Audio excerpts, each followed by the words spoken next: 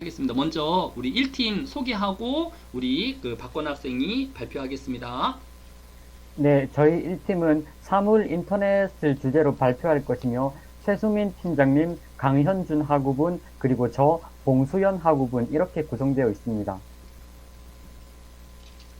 네, 이제 발표 시작해 주세요. 네, 먼저 사물 인터넷의 정의부터 읽어드리겠습니다. 사물 인터넷은 각종 사물의 센서와 통신 기능을 내장하여 인터넷에 연결하는 기술, 즉 무선 통신을 통해 각종 사물을 연결하는 기술을 의미합니다. 사물이란 가전제품, 모바일 장비, 웨어러블 디바이스 등 다양한 임베디드 시스템이 됩니다. 자, 다음은 사물 인터넷의 전망에 대해서 발표하도록 하겠습니다. 사물 인터넷 시장에 진출할 계획이 있는 기업으로는 미국의 시스코, 대한민국의 삼성전자 등이 있습니다. 그 외에 SK텔레콤 등 네트워크 통신 관련 기업들이 사물 인터넷이 본격화되면 수혜를 입을 것으로 전망이 되고, 네이버와 같은 IT 기업 역시 자회사와 네이버 클라우드의 클라우드 컴퓨팅 사업부인 네이버 클라우드 플랫폼을 통해 클라우드 IoT 콜과 같은 서비스를 제공하면서 초석을 다지고 있습니다. 지능화되어가는 사물 인터넷 사업을 잡기 위한 주요국들의 경쟁이 점점 치열해지고 있습니다. 지능형 IoT는 가정과 사무실은 물론 농촌, 의료, 공장, 항만과 같은 여러 산업 현장에 적용되는 기술입니다. IoT 시스템은 지능형 센서, 모바일 엣지 컴퓨팅, 연합학습, 인공지능 음성인식과 같이 새로운 기술들과 융합되면서 지능화되어 가고 있습니다. 가정과 사무실은 물론 여러 산업 현장에서 다양한 형태로 활용되고 있습니다. 농업 분야에서는 생산성 향상을 위해 트랙터를 자동화하는 데 IoT 기술이 활용되고 있으며, 또 의료 분야에서는 인공지능 기술과 IoT 기술을 결합해서 환자의 상태를 모니터링합니다. 궁극적으로 질병 발생을 예측하고 치료 내용을 신속하게 다른 환자들과 공유할 수 있도록 원격 헬스케어 시스템으로 진화하고 있습니다. 이 밖에도 IoT 기술은 제조, 관제, 행정 자동화 등 다양한 분야에 활용이 되고 있습니다. 센서들을 네트워크로 연결하면서 시작된 IoT는 10수년 만에 빠른 기술적 발전을 이루면서 서비스 영역을 넓혀왔으며, 지금까지 IoT가 하드웨어와 네트워크 중심이었다면 이제는 머신러닝과 인공지능 기술이 가미돼 사람 친화적으로 발전하고 있습니다. 중심에는 소프트웨어와 플랫폼 기술이 자리잡고 있습니다. 미국의 거대 IT 기업들은 다양한 소프트웨어 플랫폼을 개발해 지능형 IoT 산업계를 이끌어가고 있습니다. 유럽은 경쟁에서 뒤지지 않기 위해 다수의 유로 회원국들이 결집해 인텔로-T라는 범유럽 IoT 프로젝트를 진행하고 있습니다. 보고서는 하드웨어를 중심으로 성장해온 한국도 이러한 지능형 IoT 패러다임에 뒤지지 않기 위해 소프트웨어 파워를 키워야 한다며, 이를 위해 교육 방식, 기업 문화, 정부 당국의 정책 수립 등에 있어 대규모 방향성의 전환과 실행이 필요하다고 하였습니다. 미국은 이미 이 같은 기반 시설을 꾸려 적극적으로 사물 인터넷을 활용하고 있습니다. 월트 디즈니 놀공원은 미키마우스 인형의 눈과 코, 팔, 배 곳곳에 적외선 센서와 스피커를 탑재해 놀이공원의 정보를 수집합니다. 이 인형은 실시간으로 디즈니랜드 정보 데이터를 습득해 관람객에게 정보를 알려줍니다. 어떤 놀이기구 줄이 가장 짧은지, 지금 방문객의 위치가 어디인지, 오늘 날씨는 어떤지 같은 정보를 그때그때 상황에 맞춰 알려주는 식입니다.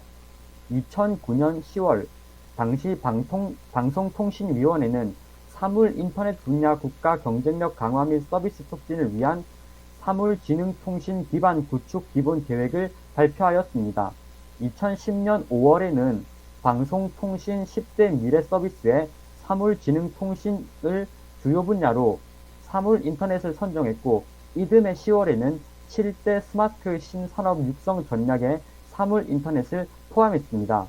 정부 중소벤처 지원을 통한 상생 협력 생태계 조성과 기업 자생력 강화를 위한 기술 개발 및 시험 환경을 지원하는 사물 인터넷 지원센터를 2011년부터 운영하고 있습니다. 사물 인터넷 부작용에 대해서 설명해 드리자면 월패드 해킹 한 번이면 내 집 통제권, 해커 손으로 불안 떠는 시민들, 아마 이것은 제목인 것 같습니다. 첨단 사물 인터넷 IoT 기술의 상징인 주택관리 용단 말기 월패드가 대규모로 해킹을 당했을 수 있다는 가능성이 제기되면서 시민들이 불안에 떨고 있습니다. 월패드는 주택 내 폐쇄회로, 도어락, 조명, 난방장치 등을 인터넷으로 연결해주는 기기입니다. 월패드를 통해 신축 주택의 편의성은 대폭 증가했지만 통신망을 통해 연결되어 있다는 특징이 오히려 치명적인 약점이 되었습니다. 해커에게 월패드를 해킹당하는 순간 집안의 통제권이 송두리째 넘어가기 때문입니다. 발표를 들어주셔서 감사합니다. 네, 우리 박간우 학생과 또 우리 최수민 학생이 협업을 해서 너무 이제 이렇게 이렇게 사전에 연습한 것처럼 이렇게 발표를 잘 맞춰 주었습니다. 우리 최수민 학생, 우리 음성 마이크는 좀 안 되지만, 네, 수고 많았습니다. 네, 우리 박건우 학생, 이 산물 인터넷에 대해서 좀 준비를 하면서 개인적으로 느낀 소감이 있으면 좀 한 가지 잠깐 좀 덧붙여 주기 바랍니다. 정말 사물 인터넷이라는 분야에 대해서 많은 지식을 얻기 위해서 각국의 정부나 기업들이 많은 노력을 들어가면서 연구를 하고 있다는 것이 절실히 느껴진 것 같습니다. 네, 그래서 지금 이제 미국은 사물 인터넷에 대해서 많이 이제 실생활에 도입이 되고 있는 것 같은데, 아까 발표하면서 이제 삼성전자에서 뭐 사물 인터넷을 도입하고 있다고 하는데, 아직까지 우리나라에서는 이제 피부적으로 사물 인터넷에 대해서는 크게 이렇게 와닿지 않는 것 같아요. 혹시 박간호 학생이 이제 사물 인터넷에 대해서 이제 연구를 하면서 주위를 돌아보니, 아, 우리 주변에 이 사물 인터넷이 이렇게 활용되고 있구나라는 것이 혹시 좀 느껴진 게 있는지요? 제가 그런 부분은 잘 모르겠습니다, 아직. 네, 우리 사물 인터넷이 다른 분야, 뭐 인공지능이라든지 또 이제 3D 프린팅이라든지 이런 것들은 이제 상당히 많이 실생활에 이제 경험하게 되어지는데, 사물 인터넷은 아직까지 피부적으로 와닿지는 않는 것 같아요. 해서 우리가 좀 더 또 다른 팀의 발표나 또 연구를 통해서 이것이 얼마나 상용화되어지고 있는지, 또 우리에게 얼마나 다가왔는지 계속 한번 살펴보도록 하겠습니다. 네, 우리 첫 번째 1팀 발표하느라고 수고 많았습니다. 1팀 애썼습니다. 감사합니다. 네, 우리 발표는 쉬는 시간 없이 발표를 해 나갈 생각입니다. 하기 때문에 혹시 좀 힘들거나 또 화장실 가야 한 학생들은 조용히 다녀오기 바랍니다. 자, 이제 두 번째 팀, 2팀 발표를 듣도록 하겠습니다. 이 팀의 발표자 누군가요? 네, 교수님 안녕하십니까. 항공서비스학과 강흥구입니다. 네, 우리 강구 학생, 지금 이제 이 팀이 발표할 내용은 어떤 분야일까요?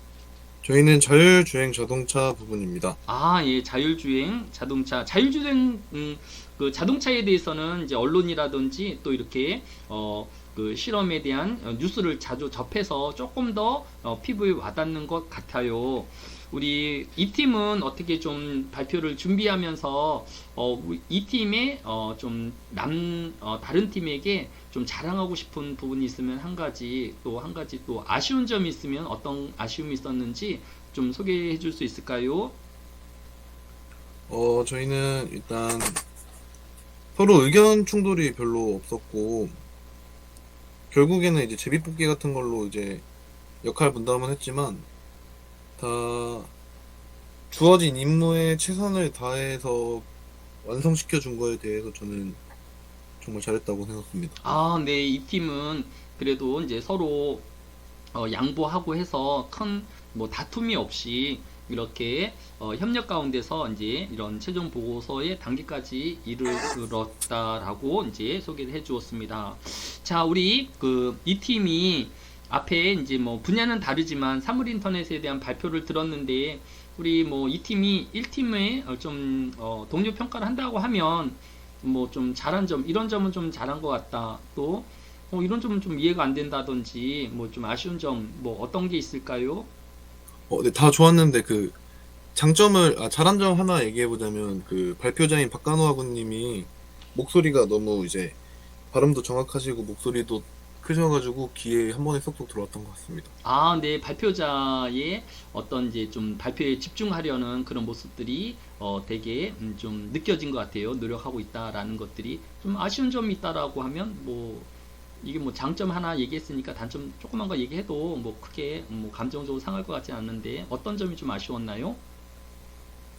단점이 별로 없긴 한데 그 처음에 이제 발표 준비가 미흡했던 점 그거 말고 발표 안에서 있었던 내용 중에서는 딱히 단점은 없는 것 같습니다. 아, 네, 이제 우리 그 처음 이제 대부분 이제 줌을 많이 이용하다 보니 이제 이런 구글 미트에서 이 발표하는 것에 대해서 조금 이렇게 좀 생소했던 것 같아요. 그죠? 그래서 이제 그런 처음에 이제 준비하는 것 말고는 뭐 내용적인 면에서는 좀 큰 문제가 없었다라고 우리 평가를 해주었습니다. 자, 이제 우리 이 팀의 발표를 듣도록 하겠습니다. 우리 이 팀은 어떻게 나레이션으로 준비했나요? PPT가 준비되어 있나요? 저희 조 PPT 준비되어 있습니다. 아, 그러면 우리 강우 학생이 우리 구글 미트 창에 발표하기를 이용해서 PPT 화면을 좀 띄워줄까요? 네.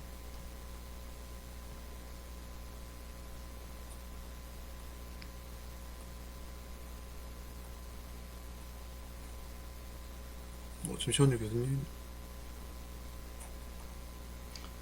설명한 것처럼 먼저 네, 혹시 지금 PPT가 보이는지 아, 궁금합니다. 네, 제가 그 피드백을 해드리도록 하겠습니다. 지금 이 팀의 PPT 화면이 상당히 잘 설명하게 잘 나타나고 있습니다. 이제 팀 소개하고 바로 자율주행 자동차에 대해서 발표 시작하면 될 것 같아요. 네, 저희 팀은 저 강흥구와 이민혁하고 윤지호하고로 이루어져 있고 지금부터 발표 시작하도록 하겠습니다. 안녕하십니까. 논리적 사고와 표현 발표를 맡은 강흥구입니다. 지금부터 이 팀의 발표를 시작하겠습니다. 저희 이 팀의 주제는 자율주행 자동차입니다. 목차에 대해 설명해 드리겠습니다. 저희 이 팀은 자율주행 자동차, 운전자의 개입 여부와 자동화 수준, 자율주행 자동차의 원리, 자율주행 중 사고의 책임,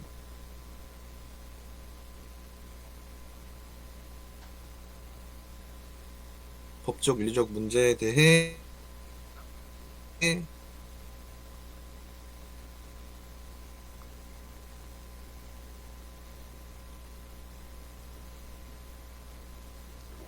자, 우리 박간호 학생 지금 음성이 좀 말씀드리고 이와 같은 순서로 잠깐만요. 박간호 학생, 발표를 박간호 진행하겠습니다. 박간호 학생, 선생님 말에 박간호 학생, 박간호 학생.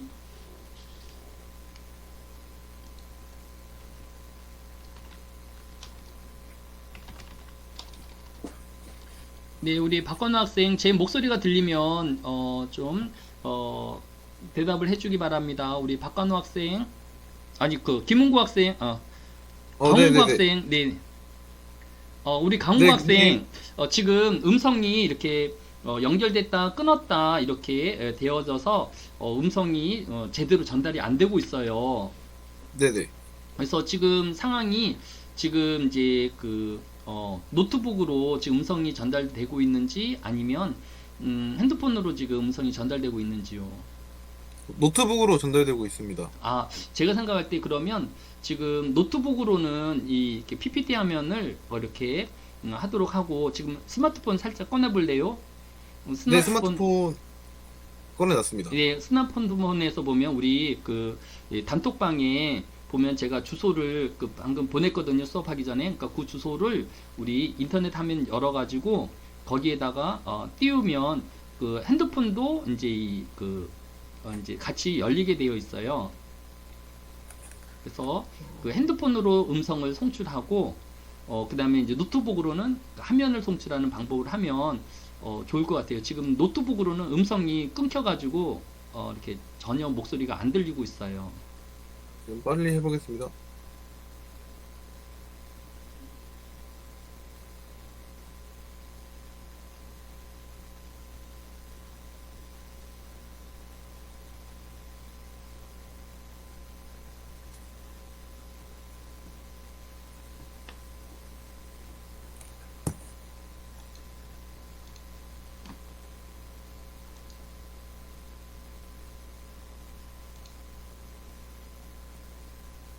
교수님 혹시 지금 목소리 들리십니까? 잠시만 제가 좀 화면 좀 쓸 일이 있어서 잠깐만요.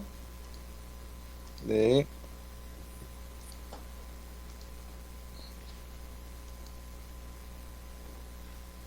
네, 자 이제 그 핸드폰으로 그 접속이 되었나요?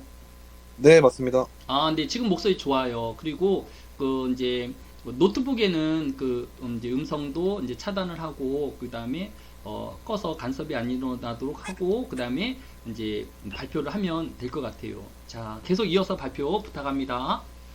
네, 여기 목차 이후부터 발표 드리겠습니다. 네네네네. 네, 자율주행 자동차란 운전자가 차량을 운전하지 않아도 스스로 움직이는 자동차를 말합니다. 현재 대표적으로 이용되고 있는 자율주행 자동차를 말해보자면 테슬라를 말할 수 있습니다. 테슬라에서 시행되고 있는 자율주행 자동차의 장점은 베타 서비스 테스트와 동시에 현재 도로에서 실제로 사용되고 있는 약 100만 대의 오토파일럿으로부터 도로와 지형에 대한 데이터도 실시간으로 전송받고 자율주행을 하며 AI가 주변 환경을 인식한다는 것입니다. 자율주행 자동차는 운전자의 개입 여부와 자동화 수준에 따라 미국 자동차 공학회 기준 레벨 0에서 레벨 5까지 총 6단계로 구분됩니다. 올해 초 혼다 자동차는 세계 최초로 레벨 3 자율주행 자동차를 대량 생산하겠다고 밝혔습니다. 그리고 테슬라는 올해 안에 레벨 5의 기술을 완성하겠다고 발표했습니다. 즉 현재까지 자율주행 자동차 기술 수준은 부분 자율주행 단계인 레벨 2에 머물러 있습니다. 레벨 2는 고속도로처럼 교차로가 없는 도로에서 차선과 차량 간격을 유지하는 정도입니다. 자율주행 자동차는 레벨 3에서부터 운전자가 운전에 거의 개입하지 않은 상태에서 스스로 목적지를 찾고 주행할 수 있습니다.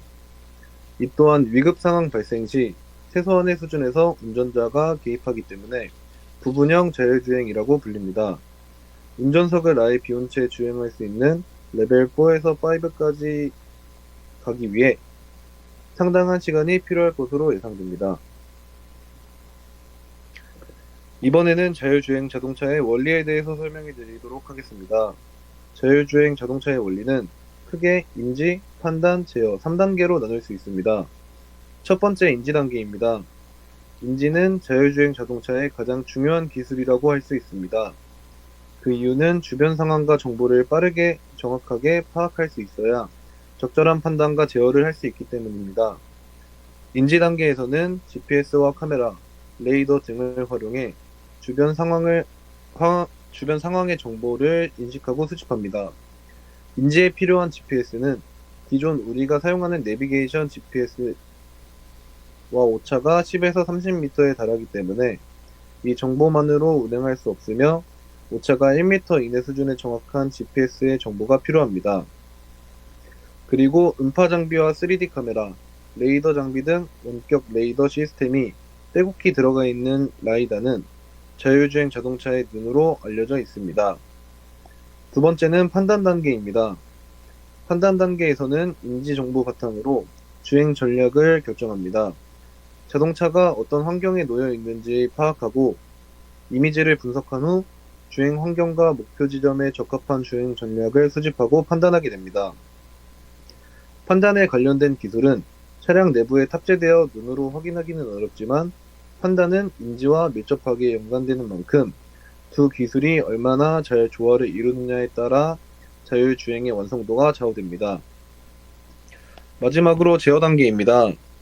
제어 단계에서는 엔진 구동과 주행 방향 등을 결정하며 본격적으로 주행을 시작하게 됩니다. 인지가 눈과 귀와 같은 감각기관, 판단을 두뇌라고 한다면 제어는 직접 움직이는 팔이나 다리라고 할 수 있습니다. 차량을 움직이는 제어에는 크게 조향과 가감속 기술이 있는데 조향은 스티어링 방향에 조작하는 기술, 가감속은 가속과 제동을 통해서 차량을 달리게 하거나 멈추게 하는 기술입니다.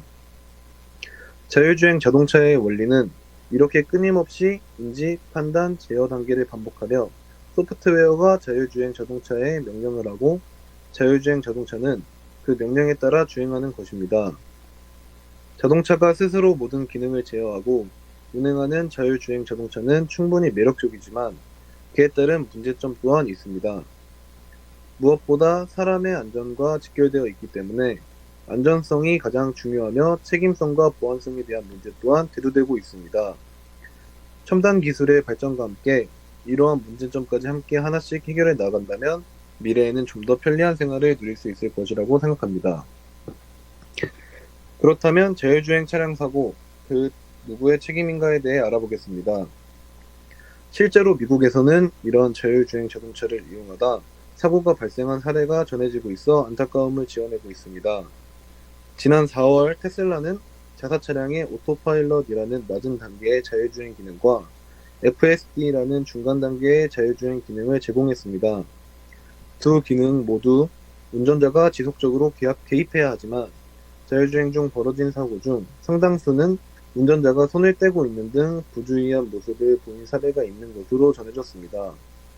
자율주행 자동차와 관련한 이슈는 안전의 영역을 넘어 법률적 고민까지로 이어집니다. 자율주행 자동차가 대중화됨에 따라 그것이 사고를 일으켰을 때 그 책임의 소재는 누구에게 물을 것인지에 대한 공방 역시 더욱 빈번하게 벌어질 것입니다. 그렇다면 스스로 운전하던 자동차가 사고를 일으켰다면 그 책임은 운전자, 제조자, 자율주행 소프트웨어를 제작한 개발자 중 누구에게 책임을 물어야 할까에 대해 말씀드리겠습니다. 폴리와 라드너 LLP에서 지적재산 전문 변호사이자 파트너로 활동하고 있는 마이클 오벌리는 내가 결함에 있는 소프트웨어를 작성했고 이로 인해 다수의 인명, 재산 피해가 발생했다고 가정해 보았다고 말했고 스스로 나는 사고의 책임자라고 자유로울 수 있을까라는 질문을 던졌고 그에 대한 답은 어렵다였습니다. 내가 아무런 처벌도 받지 않는다면 사고로 재산적, 신체적 피해를 입은 당사자의 입장에서도 도저히 납득이 불가능할 것이라고 설명했습니다. 오벌리는 현행 법적 규제 하에서는 이런 상황에서 제조업체가 책임을 회피할 여지가 있다는 설명을 덧붙였습니다. 하지만 이와 관련해 미국 법률협회는 제조업체의 사고 책임을 지우지 않는 규정들이 공공안전에 악영향을 미친다는 내용의 보고서를 발행하였습니다. 결국 실제 법원의 판례가 나오기 전까진 어떤 가정도 확정적이지 않는 것입니다. 소비자 또는 기업의 자율주행 자동차를 구매하기 위해서는 계약서에 서명을 거치게 됩니다. 즉 소프트웨어가 일으키는 모든 결과에 대한 책임을 공유하게 되는 것입니다. 반면 해당 자동차의 치인 일반 보행자는 어떤 계약서에도 동의하지 않은 순수한 피해자로 남게 됩니다. 오벌리는 중단기적으로는 탑승한 운전자에게 자율주행 소프트웨어가 야기한 사고에 대한 궁극적인 책임 공유가 요구될 것이다 라고 말했습니다. 자동차 산업의 법률적 분쟁이 야기하는 문제는 소프트웨어 결함이나 안전 부주의에 한정되지 않습니다. 만일 어떤 해커가 차량에 대한 통제권을 탈취하게 되는 경우에도 제조업체는 관련 법적 논쟁에 휘말리게 될 수 있습니다. 자율주행 차량과 관련한 책임을 명시하는 규정은 현재로서는 마련되어 있지 않은 상태입니다.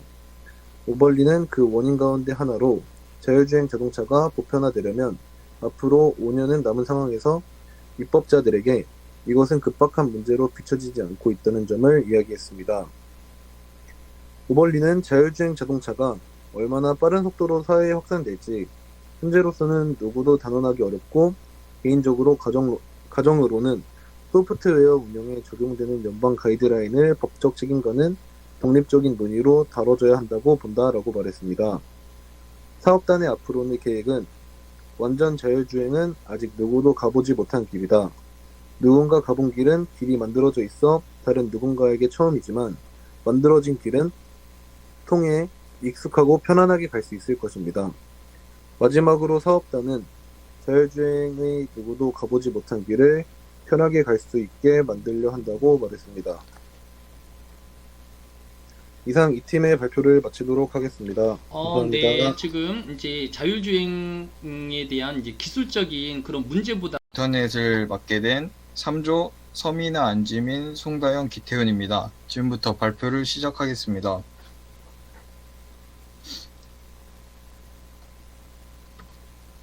사물 인터넷이란 인터넷을 기반으로 모든 사물을 연결하여 정보를 상호 소통하는 지능형 기술 및 서비스로 4차 산업혁명에서 중추적인 역할 중 하나를 담당하는 분야로 평가받고 있습니다. 사물 인터넷 기술은 자체적으로 데이터를 학습해 판단하거나 디바이스들 간에 협업하는 방식으로 진화하고 있으며, 그로 인해 자율형 사물 인터넷의 등장이 가시화되고 있다는 분석이 나오고 있는 전망입니다. 여기서 말하는 사물 인터넷은 전구와 같은 일반 가전제품부터 의료기기, 웨어러블 기기, 스마트 기기는 물론 스마트 시티까지 실제 오브젝트를 인터넷에 연결하는 프로세스를 나타내고 있습니다. 한국전자기술연구원은 최근 관련 보고서를 통해 자율형 사물 인터넷을 실현하는 핵심 축을 이루는 기술로 인공지능 경량화 기술과 연합학습 기술을 꼽았습니다. AI 경량화 기술은 사물 인터넷 디바이스가 높은 수준의 연산 능력과 충분한 메모리 용량에 한계가 있는 점을 감안해 제한된 하드웨어 환경에서도 현실 적용 가능한 수준의 성능을 낼 수 있는 AI를 구현하는 기술로 요약된다고 보고 있습니다. 이 기술은 지난해 MIT 대학에서 공개한 MCU-넷이라는 AI 모델이 대표적으로 현실에서 적용 가능한 수준의 이미지 분류 기능을 MCU-단에서도 동작함을 보이고 있으며, 이 MCU-넷은 웨어러블 의료기기 혹은 가전품 속의 작은 컴퓨터 칩에도 딥러닝 AI를 접목시켜 줄 수 있습니다.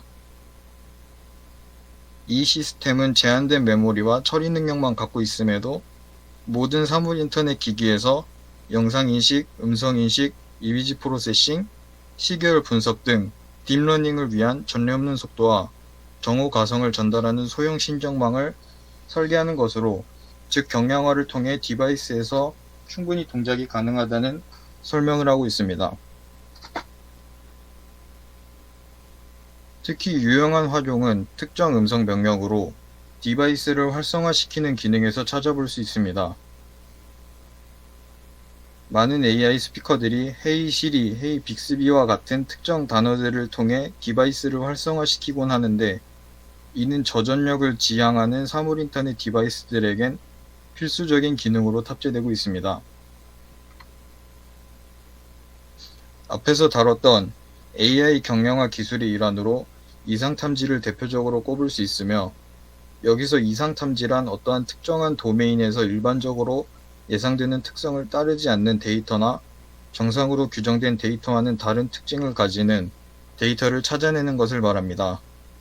드물게 발생하는 이상 패턴을 탐지하기 위해 너무 많은 정상 데이터를 AI가 검사해야 하는 문제점들이 발생되면서 막대한 전력 및 네트워크 자원 낭비가 발생하곤 하는데, 이상 탐지는 이상 패턴을 감지한 경우에만 데이터를 서버로 전송해 훨씬 효율적인 사물 인터넷 디바이스의 활용을 도모할 수 있습니다.